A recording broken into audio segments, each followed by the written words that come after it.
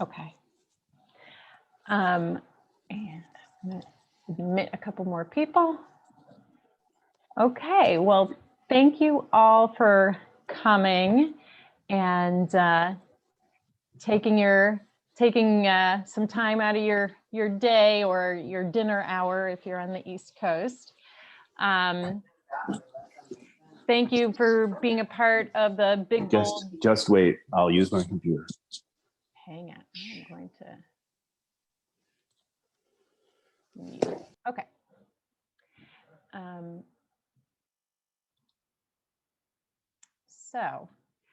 So again, thank you all for being a part of the Big Bold Jewish Climate Fest. As we settle in, I do want to point out again that there are a couple of curated actions to take as a part of the fest. And I put those in the chat, and I think Melissa can repost those if you came later and don't have them.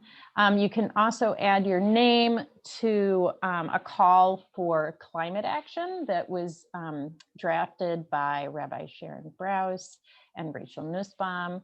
And that makes climate change a moral priority for the Jewish community. In addition, I wanted to call out that it's Holocaust Remembrance Day today, which normally brings some thoughts of death and remembrance. And I'm struck that at this fest, we not only have a focus on life and resilience for today, but are working towards life and resilience for future generations. And I'm excited that it's a testament to that, and that's something to bring out on Holocaust Remembrance Day. So I'm excited to talk to you about how to make food a key part of the climate solution instead of an emitter. As you know, the pandemic has shuttered factories and grounded airlines, which has been a benefit to our air quality. But even in a pandemic, we still need to eat. And with every meal, we have the opportunity to think about how our food choices impact the world. And just to put this in perspective, this isn't an insignificant question. Today, 41% of our greenhouse gas emissions are absorbed by Earth's oceans and land-based ecosystems. 24% of that is absorbed by land sinks. So it's either absorbed by land or oceans. 24% is absorbed by land. That leaves 59% remaining in the atmosphere. Croplands and pastures cover 35 to 40% of Earth's ice-free land, which presents us with a big opportunity.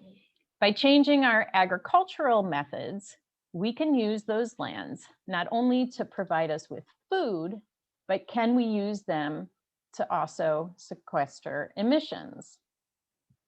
So that all is to say in introduction, I'm Deborah Kimelman-Block. I'm coming to you from my farmhouse in Southern Maryland, which is the ancestral home and current home to the Piscataway Indians, who frequently don't get enough credit for their use of regenerative agricultural practices, some of which are still used today. Let me just, okay, cool. I'm just gonna mute one person, got it. Okay, sorry about that.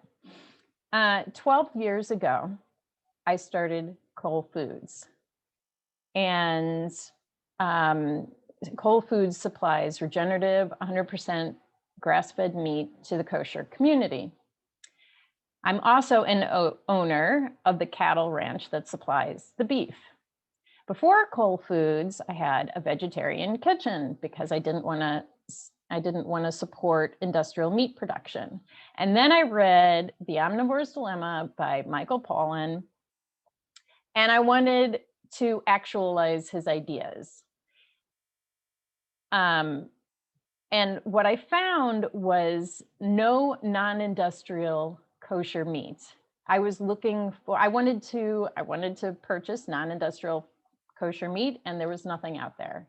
And so I started Whole Foods.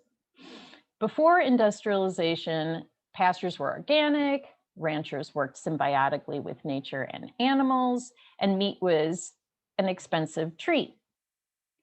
The industrial farm's focus is on maximum profit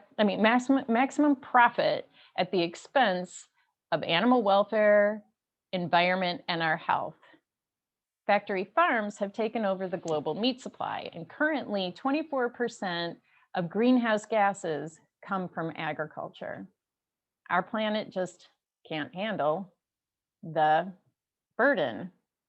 Clearly, we need to minimize emissions from agriculture, but what if we could do better than that? Unlike other emitters, agriculture also has the potential to sequester emissions. So now I'm going to share with you a short, just like 3.5-minute introduction to regenerative agriculture. Okay.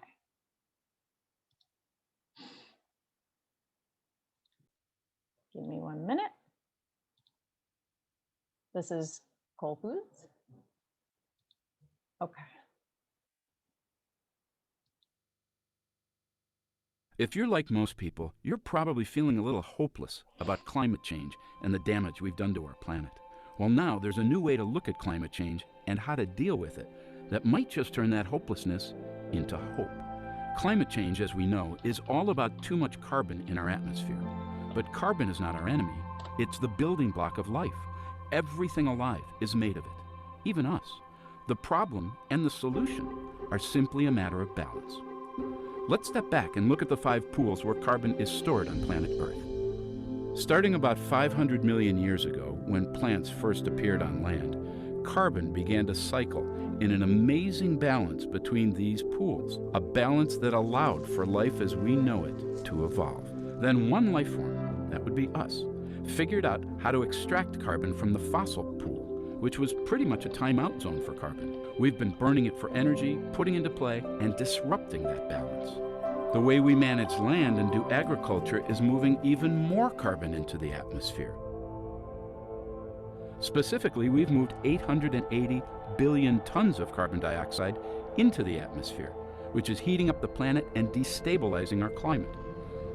The oceans have absorbed a lot of this excess carbon, throwing off the ocean's balance, resulting in ocean acidification and accelerating a mass extinction of sea life. So in order to save life as we know it, of course we need to stop burning fossil carbon. The big question is, where do we put this excess carbon to get the cycle back in balance?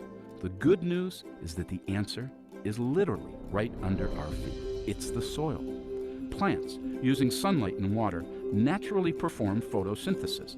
They pull carbon in from the air and turn it into carbohydrates, sugars. Then they pump some of these sugars down through the roots to feed microorganisms who use that carbon to build healthy soil. Voila, carbon moved. The plants pump it in, and the soil stores it. Nature's living technology is amazing. Scientists have recently discovered that applying a thin layer of compost can help regenerate healthy soil, setting up an ongoing feedback loop that brings more and more carbon into the soil each year. Together with other regenerative practices like not tilling the soil, planting trees and cover crops, and planned grazing, we can build and retain billions of tons of soil carbon. This is carbon farming.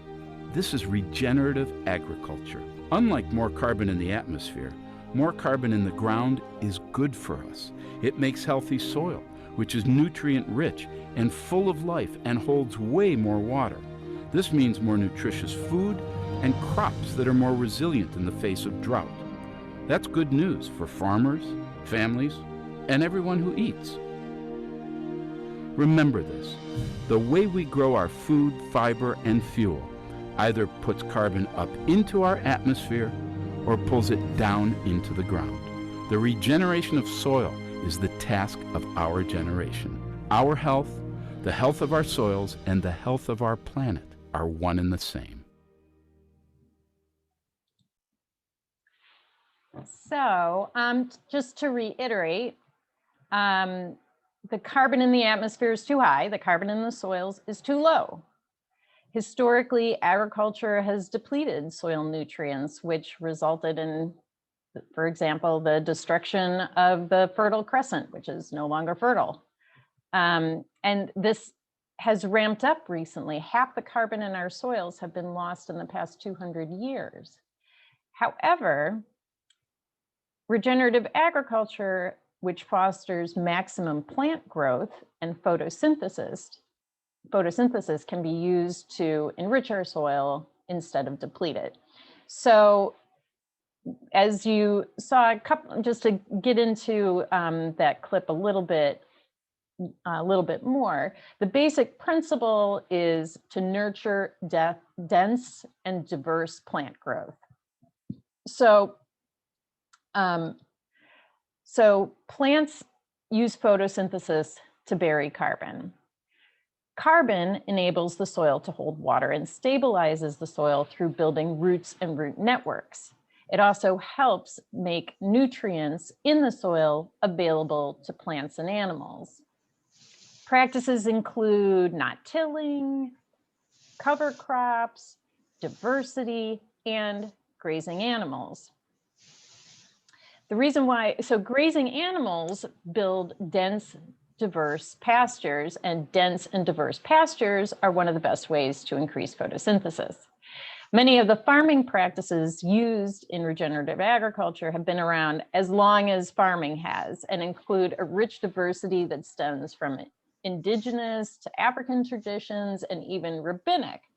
For example, Shabbat and the Shemitah year emphasize rest, and the rest period, or the period of regrowth, is a primary feature of both regenerative agriculture and Shabbat and the Shemitah year.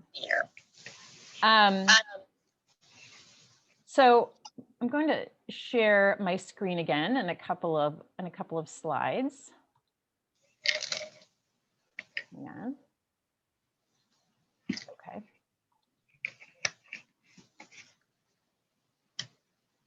Oops. Here we go. So, these are principles that we were discussing, and this is so the way the soil works, or soil science, is new. Like I said, the practices, many of the farming practices have been around for forever, but the way soil works is new, the soil science. The biggest discovery was of the mycorrhizal fungi that enable plant roots to extend and communicate beyond themselves to a network that connects plants and minerals and other plants. So as you can see on the right, there's this vast network of fungi, and all that fungi is this new discovery, is interconnecting all the plants and microorganisms in the soil, and that is what makes the plants more nutritious to humans and animals, but it also brings carbon into the soil. The fungi are made of carbon. So when they grow, when you foster those fungi, then the carbon is going to, the more you foster them, the more carbon is going to be sequestered. Most of the prairie's carbon sequestration happens below ground. Prairie roots can dig into soil as much as 15 feet, as you can see from this picture. So this is regular agriculture on the right, and prairies just, going wild on the left. prairies can store as much carbon below ground as a forest can store above ground. And prairies can be, in some ways, more stable than forests, because if you have a fire in a prairie where most of the carbon mass is below ground, it can regenerate quickly. Whereas when most of the mass in the forest is above ground, in a fire, all that carbon goes up into the atmosphere. So, in fact, prairie was once the largest carbon sink in the world, much larger than even the rainforest. In addition, healthy soils need less fertilizer and other additives, and they can hold more water, which helps with erosion, flooding, problems withstanding drought and weird weather. So they're more resilient to climate change. And all that helps the farmer's bottom line. So just as Adam, or human, is the root for Adamah, or soil, so too is our health rooted in our soil's health. A study published by the Journal of the American College of Nutrition demonstrated that there are reliable declines in key nutrients. Oh, hang on. Mute somebody. Okay. So there are reliable declines in key nutrients found in 43 different fruits and vegetables over the past 50 years. As Dr. Christine Jones writes, over the last 70 years, the level of every nutrient in almost every kind of food has fallen between 10 and 100%. An individual today would need to consume twice as much meat, 3 times as much fruit, and 4 or 5 times as many vegetables to obtain the same minerals and trace elements as available in those same foods in 1940. Fortunately, regenerative agriculture presents a better path forward by producing more nutrient-dense food.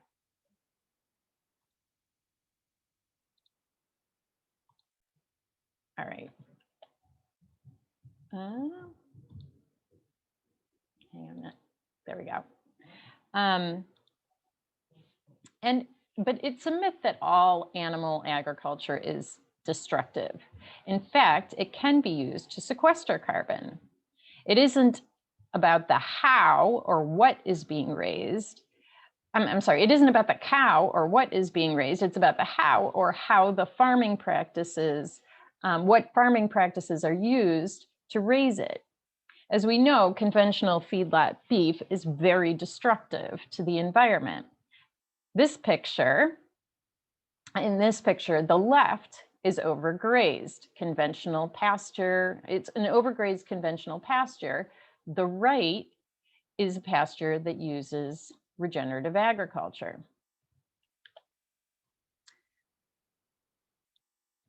Qantas, which is a respected environmental research firm, did a life cycle analysis of a regenerative ranch in Georgia. And while there's debate on what should be included in the life cycle analysis, the sequestration rate, as you can see, is meaningful. So if you're looking, starting from the left, the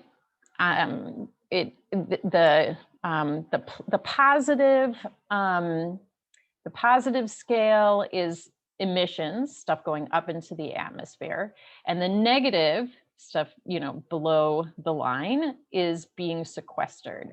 And when you add all that together, it has a total emissions of negative 3.5, which means that raising these animals sequesters carbon, or is a net negative.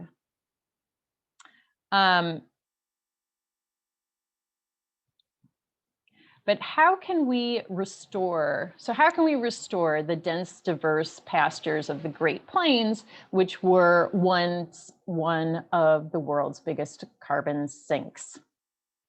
So we need to look at how the plains were formed. And they were formed with nature and nurture.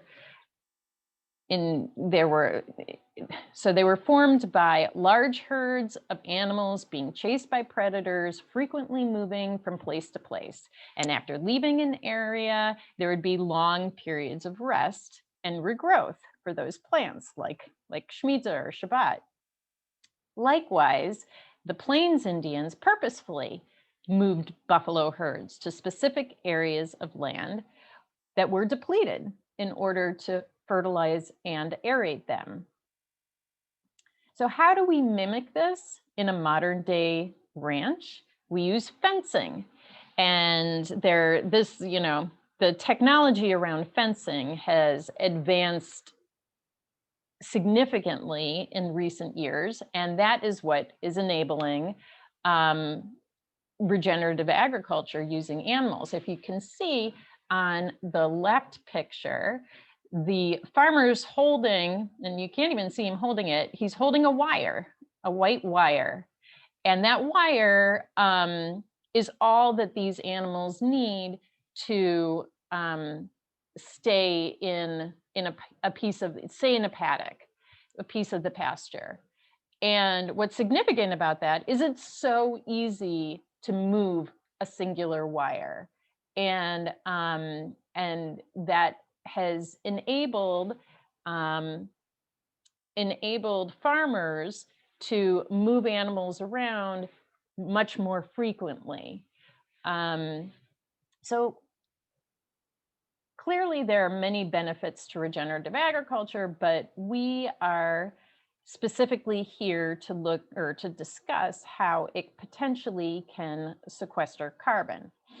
Now, first of all, I feel like it should be noted that no sequestration or drawdown practices should ever be thought of as replacing reductions in emissions. Turning off the emissions tap is the quickest way to slow down climate change, and any drawdown should only be used in addition to turning off that tap. The regenerative agriculture, what the drawdown does, what the sequestration does, is reduces the amount of greenhouse gases that are already in the atmosphere. But we need to turn off that tap. That should be number one. Regenerative agriculture also does it in a way that's pre-tested. Photosynthesis is age old and is a comparatively inexpensive tool when as opposed to mechanized carbon extraction, like, I don't know if you all have seen Snowpiercer or like that sort of human machine that gets rid of carbon or emissions from the atmosphere. So if you're only looking at drawdown or sequestration and not including all of regenerative agriculture's other benefits like resilience to climate change, runoff, erosion reduction, and more nutrient-dense food, then while regenerative agriculture's sequestration rate is meaningful, there's still many challenges. For example, sequestration is hard to calculate. It can vary dramatically per location, practices, and calculation method. Effects can lessen over time because soils can get saturated and not able to absorb as much. If you remember, like a lot of the atmospheric carbon and emissions is from fossil fuels. And that, was in like a timeout zone that was like way, way deep, not a part of, the carbon cycle. And once we release those into the atmosphere, the soils, the soils won't be able to hold all of what's in the atmosphere because it came from these deep pools. So another potential challenge for regenerative agriculture is that if farming practices change, so if you're using regenerative agriculture, you may be able to draw and sequester carbon, but if that changes, if then like someone else buys your farm or you stop leasing it and the practices change, the sequestered carbon could be re-released into the atmosphere. Another problem is that, or another challenge is that it requires more land. And so we need to focus regenerative agriculture on rebuilding marginal soils where crops don't grow well, of which there, you know, much of the world is marginal, or like on the this picture on the left, too hilly. So so we need to focus regenerative agriculture on places like that, as opposed to places that are growing crops well, because we need to feed a lot of people. And if forest is destroyed because we need more land to feed the world, then we've defeated our purpose, our drawdown purpose. The other problem or challenge is that methane sequestration is hard, although it can be sequestered through regenerative agriculture. Things like silvopasture, which is on the right, or agroforestry can do it even better. And then there's the final question of whether enough nitrogen can be produced to stop fertilizer use when you're growing, for example, like corn or soy on an industrial scale. That said, despite all those challenges, since grasslands play such an important role in storing carbon, the bottom line is simple: sustainable, optimized grazing and restoration of degraded pasture is crucial for drawdown as well as for future food production. So what are some things that we can do to support regenerative agriculture? One is vote with your meals, eat a plant-based diet, and when you eat meat, eat regenerative meat. Two is support legislation that eliminates farm subsidies for industrial corn and soybeans, support legislation that ends confinement commodity animal production and ends antibiotics in animal feed. And specifically, you can support Representative Pingree, who's from Maine. She has an Agricultural Resilience Act, which is sort of the Green New Deal for agriculture. And it includes all these things and much more. And I will put a link to it in the chat. There we go. Or, I'm not sure if that came out as a link. Anyway, I'll do that in a minute. With Whole Foods, we take a step towards a new kind of future, which is deeply flavorful, with foods that can restore rather than deplete our planet, foods that are produced in ways that build health, ensure animal welfare, protect agricultural workers, and are really foods that can be a part of the solution instead of the problem. So I'm going to stop sharing now, and there we go. And I would love to invite Melissa Hoffman to say a word or two from JIFA. Take it away, Melissa. Thanks, Nora. So hi, everyone. I'm here mostly as a big supporter and someone who's worked as a partner with Devora on educational initiatives, and with Whole Foods as a partner with JIFA to expand the supply chain for Jewish institutions that are wanting to source more sustainable foods. Jewish Initiative for Animals launched in 2016. So for the past about 5 years, we've been working with Jewish communities to do a variety of things that advance a more sustainable food system. We work with institutions on developing educational programs that help spark inquiry into how we should treat animals and workers and the environment. We also work with institutions primarily on, like I said, working on building up new supply chains to help them align their food choices with their Jewish values. And finally, work on developing ethical food policies that make sure that those practices last.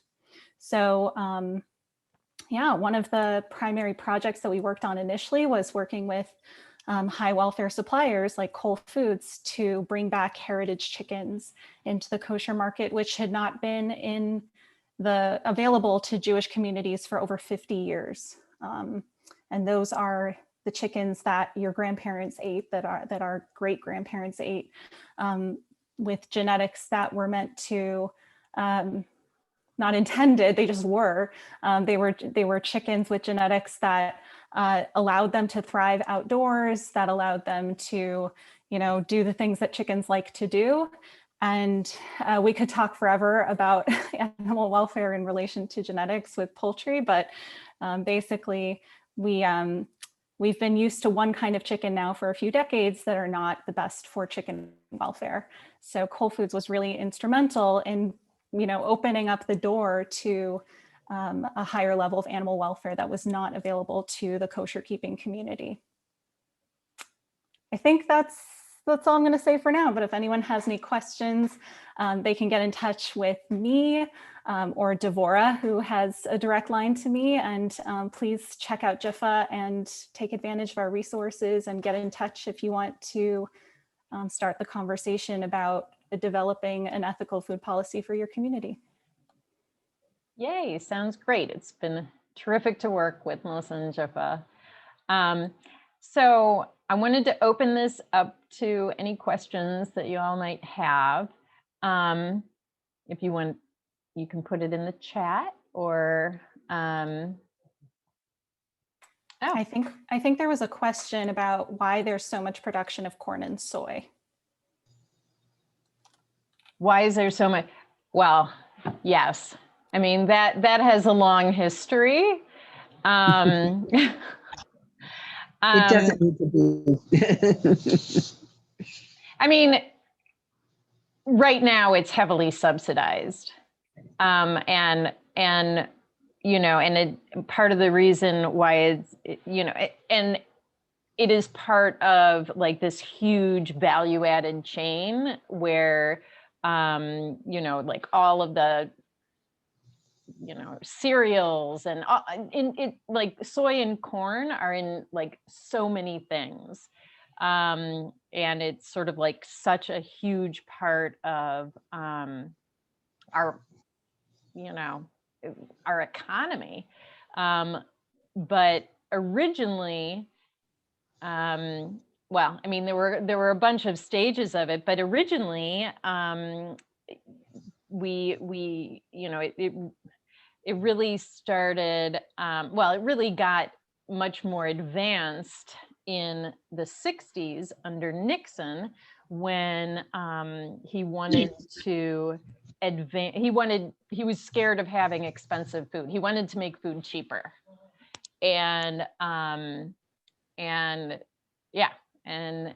so he sent his USDA, the head of the USDA, who is a guy named Butts. I forget his first name, but anyway, and he sent him out with the task to make food cheaper so that folks wouldn't get pissed off at him.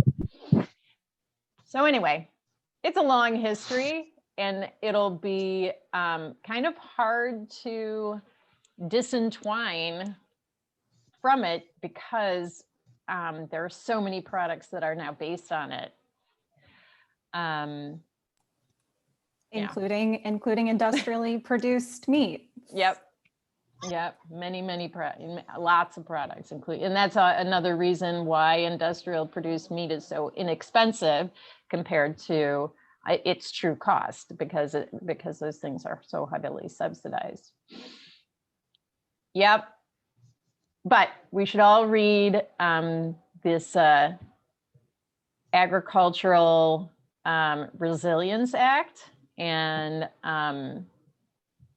like I said, I mean, and get involved in like the national policy around this stuff, because like we need to really revert back.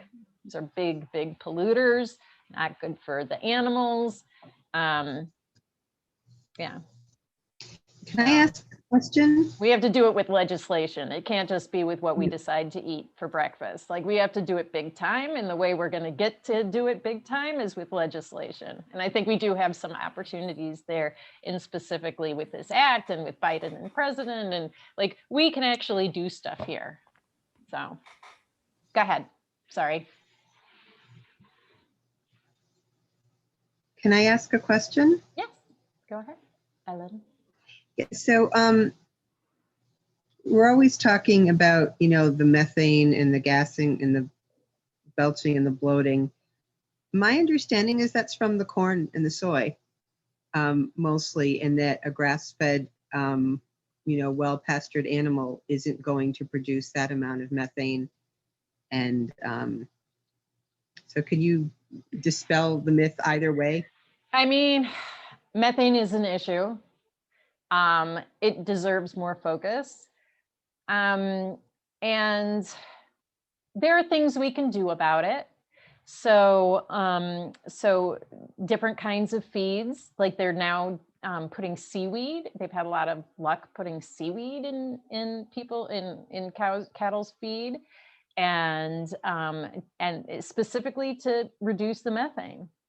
And they're doing that actually, interestingly, like, you know, on all levels, like, you know, on they can do that in feedlots. They can do that. Yeah, they can do that with grass-fed meat. But there's a lot of focus on this, like how to reduce the methane. And yeah, so you can do that. You can also breed animals that digest methane better, or don't produce as much methane. And then there's like animal, like how you raise them too. But yeah, there is a lot of thinking around this, and a lot that can be done to reduce the amount of methane. Now, you know, your specific question about like grass-fed meat versus feedlot meat. I mean, I've heard different things on that. You know, grain-fed meat, you know, like, and the digestibility of grain-fed meat, I mean, grain versus grass. So a lot of this, I have to say, like, a lot of this science has come out in really the past year, because interest in in regenerative agriculture has just exploded. And so kind of the science is catching up with that. But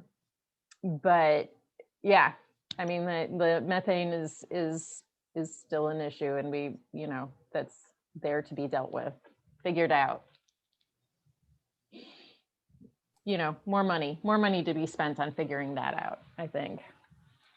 So, Devorah, there's a few really great questions in the chat. Oh dear, go to the chat. Okay, hang on. I think the earliest one was, based on your presentation, it appears that a plant-based diet for us is still the best choice for the planet. Is that right? Which I think you already answered, but you can go ahead and answer it again. Okay, sorry. So, you know, I think like the general idea is, you know, eat a plant-based diet. When you're not eating a plant-based diet, like, eat regenerative meat. I mean, that's, you know, we at my house, like, at the most we're having meat for Shabbos dinner. So we're fleischig once a week. And, you know, and when we do, it's a big treat, and the kids are like totally loving it. It's like a, you know, it's a festival, but we're not having it like breakfast, lunch, and dinner, you know? So I don't know, Melissa, do you have what to add on that, or? I mean, I would say, yeah, ideally plant-based diet. And as Devorah said, if you're someone who isn't eating a 100% plant-based diet, and of course, there's things to investigate when you're also eating a plant-based diet, because that's not like silver bullet by itself. Still want to investigate where things are coming from and how they're grown, et cetera. But there's definitely, when we look on the whole at the diet of our country, at the diet of our community, we have a long way to go to reach the 90% reduction in animal protein that our environmental experts recommend. So if you're someone who's starting from, over here, oh, you can't see my hand with the virtual background, but if you're someone who's starting on the end of the spectrum where you're starting to make small steps towards a more plant-based diet, using things like, using strategies like only on Shabbat or only on special holidays, only on special occasions can be a good way to conceptualize it, especially if you are sourcing it from better sources. Then it's something that you're probably spending more money on compared to conventional meat, because as Devorah said, when you're buying conventional meat from the stores, from your Empire chickens, you're not paying the true cost of the meat produced. So if you're someone who's starting to take small steps, I think that's a great strategy. We're working with communities with the intention of really getting communities to commit to policies so that it sets an example. If you're part of a synagogue and they have what we like to call a default veg policy. So that's the idea of making your synagogue plant-based, and then people can opt in for meat. If you have folks RSVPing for a Shabbat meal, you can make it plant-based, and then maybe that synagogue will decide, because they're buying so much less meat, they'll be able to afford higher welfare meat. And I think I have to second what Melissa said about industrial, soy and corn is pretty bad. So you have to watch out for that too. And and then you get into stuff like Impossible Burger, Beyond Burger, and those being based on industrial soy and corn. And so yeah, it's hard to have in America, it's hard to have a fully regenerative diet, however, or non-industrial diet. However, you go to your farmer's market, try to buy from people who it's try to eat whole foods, try to cook a lot. I mean, there are definitely ways that you can avoid eating industrial, but that's kind of my my focus is like, I try to eat the least industrial as possible. So I buy like grass-fed milk, which is expensive, and I buy it. There you go. So I buy my eggs from like a farmer I actually know, from a farmer's market. I know they're free range. There you go. I mean, there's still things that like my sugar, like, well, I don't know where to get that from. So nobody's perfect, but it's a work in progress. Devorah, Josh asked, tell us more about the animals you raise on your farm to become Cole Meat. Is it similar to the Wise Organic brand now at the butcher? Where do we buy Cole products? Okay, so I will, or maybe Melissa, could you put our website in the chat? So you can just buy it online. Actually, it's super easy to order. You can get it shipped straight to your place. And we also have a bunch of buying clubs, especially around the holidays. And, if you live in a buying club area, you can stock up and you get cheap shipping.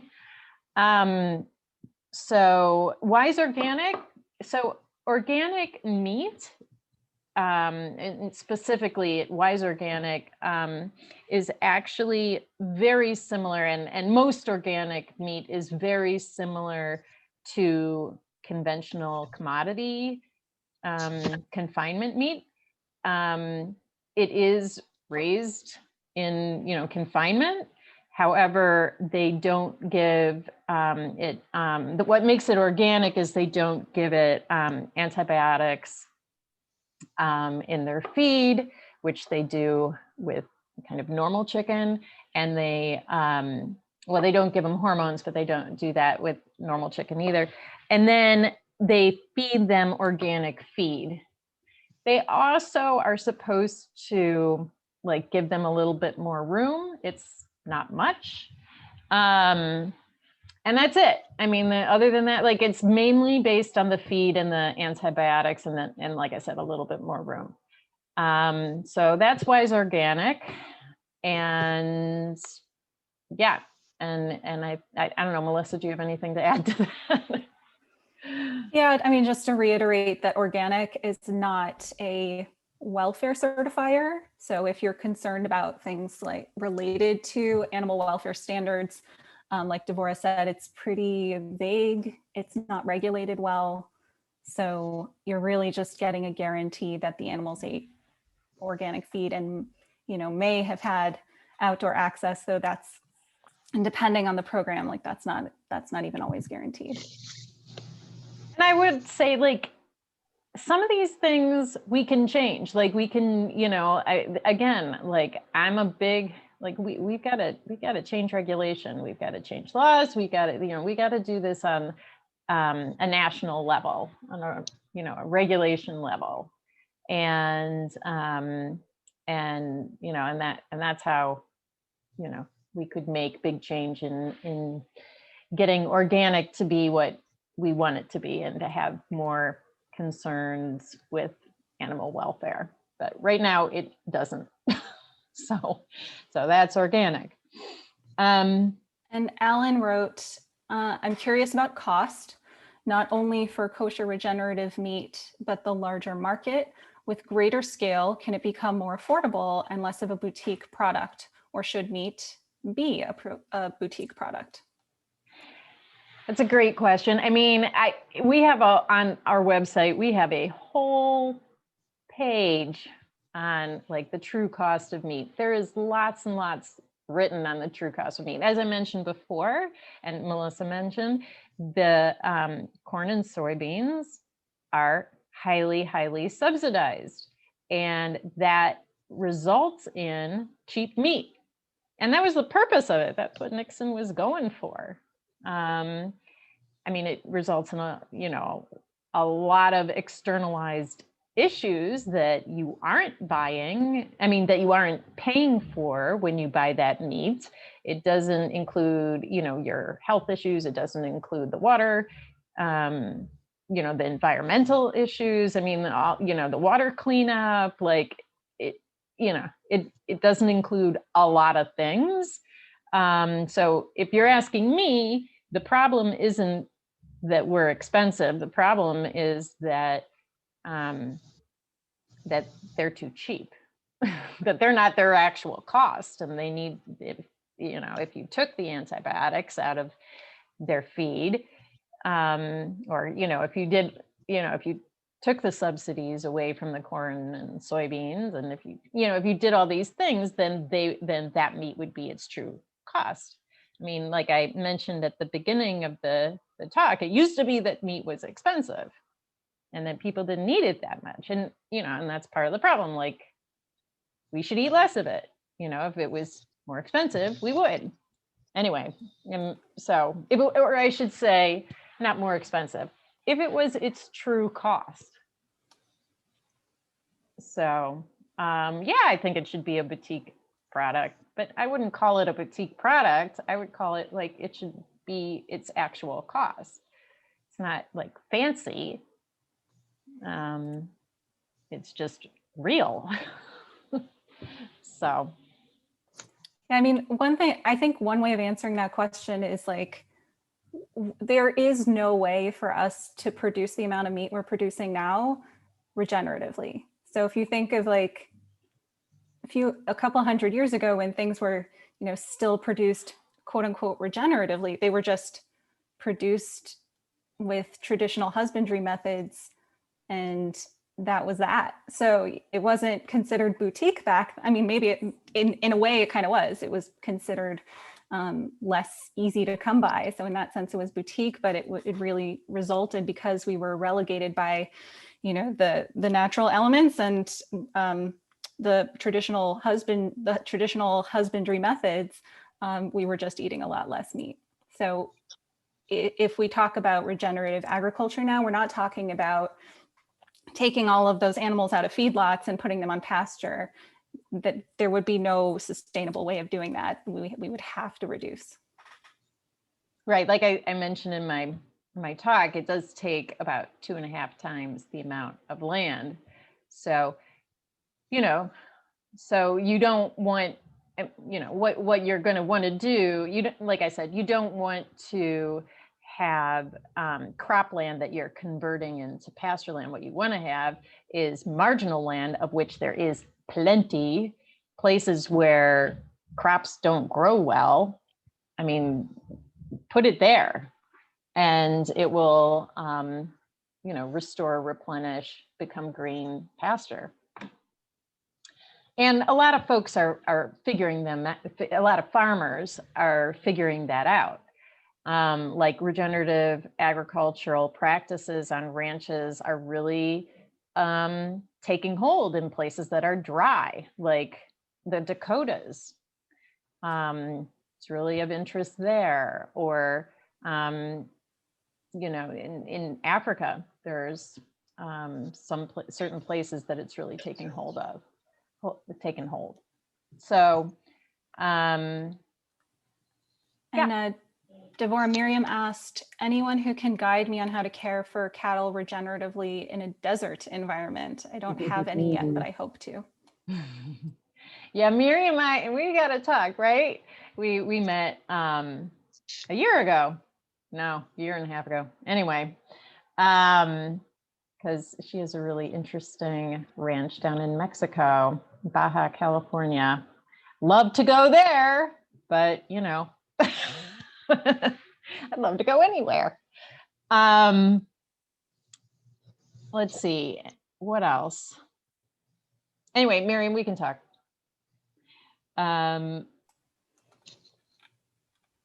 And then we have a question from Ellen. Part of the commodities game, farmers don't discuss. I think the question is, commodity games farmers don't discuss much the commodity trading in financial markets. Has there been much discussion or legislation around this issue? Wait, what was that again? It's towards the bottom.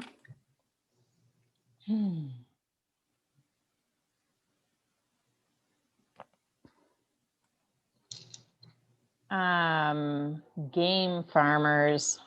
I don't know much about game farmers. Cannot say. No. I don't know about that or the financial markets with them. So I really don't. Yeah. Can I explain what I'm trying to say there? Okay. I was calling it a game because part of how our commodity prices are set are very artificially by, supposed market rates and, playing on the commodities market and whatnot. And so ultimately world, grain prices and all these kinds of things sort of get set by this and really influenced by this. And so what's kind of cool about bringing it back to the grass is that we get to bypass all that garbage in terms of how we're feeding our animals. So I think that that's another real benefit there. Yeah, for sure. Thank you. And I also wanted to, I know Benjamin is still on, and I did want to address, so yes. So he wrote, it would seem to me that eliminating meat from the diet is not the ideal eventual goal at all, because it seems to me that pasture or rangeland is an important part of sequestering carbon in ways that cropland cannot do. Also, animal inputs like manure are necessary for sustainable plant agriculture. Yeah, okay. If we avoid meat entirely, we do not have the. Yep, totally agree with. I'm sorry, I'll not hurry up. If we avoid meat entirely, we don't have those inputs. True. It is a very important part, like the manure is a very important part of developing rangeland. Exactly. And, so we can't eat the amount of meat that we are, but like the pasture land, the animal part on pasture land, like you can't remove animals and have pasture land. And pasture land, like I said in when I spoke, like, yes, absolutely. Like we need to, pasture land is so critical to sequestering carbon, and we need to make it as rich as possible. And we do that with animals. So, and like I just mentioned, the best places to do that is marginal lands. And it's really taken hold in some of those places. We need to do it on a much bigger scale. So yeah, to clarify that. Okay. Can I ask a question? Yeah. Hi, I have seen about your company for a while and think it's so fantastic and have wanted to get your meat. However, I live on the West Coast, and the idea of having such sustainably, environmentally friendly meat transported across the country feels like a disconnect. Is there anyone that you're aware of that is designing a similar program on the West Coast to serve the Jews over here? So I've been doing this for 12 years, and when I started, nobody else was doing it, and nobody is still doing it besides me. I'm it. Yeah. Have you thought about replicating your own model on the West Coast? Because we have amazing cattle here. I know of so many farms that are so thoughtful. Regenerative agriculture is very normative here in a lot of ways. There's a lot of small farmers doing it here. Right. The problem is not with that. The problem is with the kosher slaughter, and and that's a problem. You don't have slaughterhouses out there. I mean, there's anyway. I mean, I could get into all the real detail with that, but that's the kind of kicker for you. So it was. I mean, Melissa knows, incredibly hard for me to even get this one figured out. like I'm still figuring it out, like figuring out the supply chain, like making it work for the farmers, making it like, I mean, it's been so hard. Just to obtain the product. So yes, if it was just about like the farms, that would be great. But this is kosher in addition to that. And that throws a big old wrench into the mix. So no, there isn't a way to do that. And I'm sure if there was, somebody would be doing it.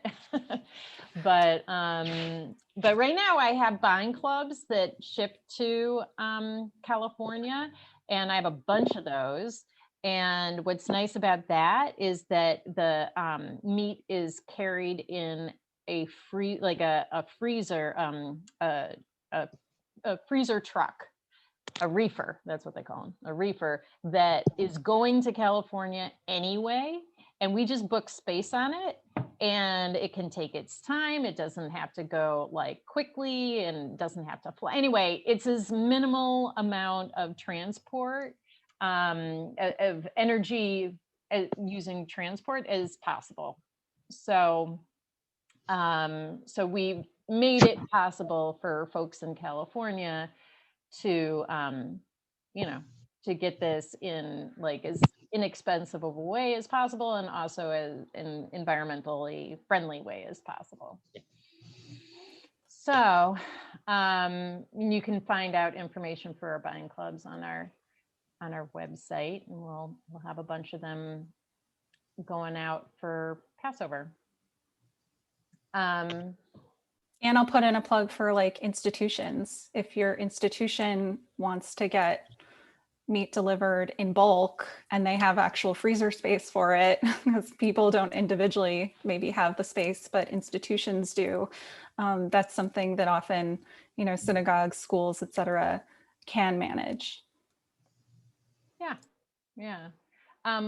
One other thing I just wanted to say, I don't know if there's any more in the chat, but I would be remiss if I don't put a plug in again for the Jewish Climate Fest actions. And they've got a couple things going on, which I will put into the chat. You can add your name on a call on President Biden and Congress to take urgent, bold action on climate change. You can make personal change by taking the Hazon, the Brit Hazon. There's links to that. And they also, let's see, they also have other things. Explore practical festival sessions, like how to put solar on your roof to save money, how to divest from fossil fuels, get your community involved, I guess, is that. So I know most people have left, but I will still put it in the chat for y'all. I'm happy to stay on a couple more minutes. I know we're after time. If anybody has any more questions. Okay, cool. Thanks so much. And I'm looking forward to the rest of the conference. All right, bye.